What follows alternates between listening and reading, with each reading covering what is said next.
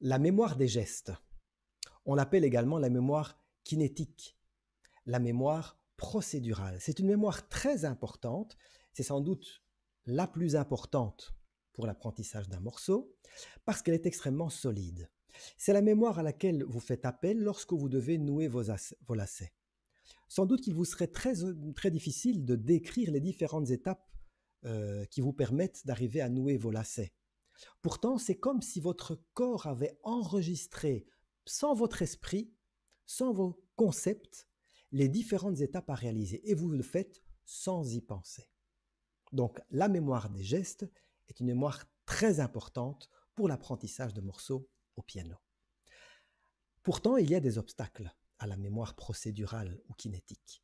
Notamment, il y a les gestes parasites. On constate que beaucoup d'apprentis pianistes, avant de jouer, font un geste pour rapprocher la touche et puis un geste d'enfoncement. C'est très léger, mais ce sont deux gestes. Parfois, il y a même davantage de gestes. Donc, imaginez, vous multipliez par deux les gestes à réaliser.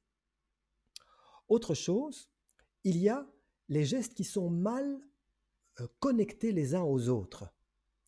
On pourrait dire qu'un morceau de musique, c'est un seul geste qui se déroule en différentes étapes, un peu comme un danseur qui va effectuer une succession de gestes. Il va devoir mémoriser ces différents gestes. Or, si entre ces gestes, il n'y a pas une liaison harmonieuse, l'image mentale de l'ensemble de ces mouvements va être tronçonnée, fractionnée, fragmentée, et donc on va avoir très difficile à mémoriser. Donc l'importance de bien coordonner les différents gestes.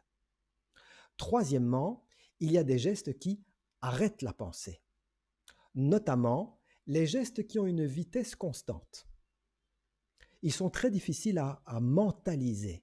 Par contre, les gestes dont la vitesse est graduellement accélérée et ralentie sont très faciles à visualiser mentalement. En faisant ces trois choses, c'est-à-dire éviter les gestes parasites, éviter des gestes qui sont mal coordonnés entre eux, et également avoir des gestes qui sont artistiques, donc graduellement accélérés et ralentis, on va favoriser la mémoire procédurale, la mémoire du mouvement. Vidéo suivante, la mémoire des sensations.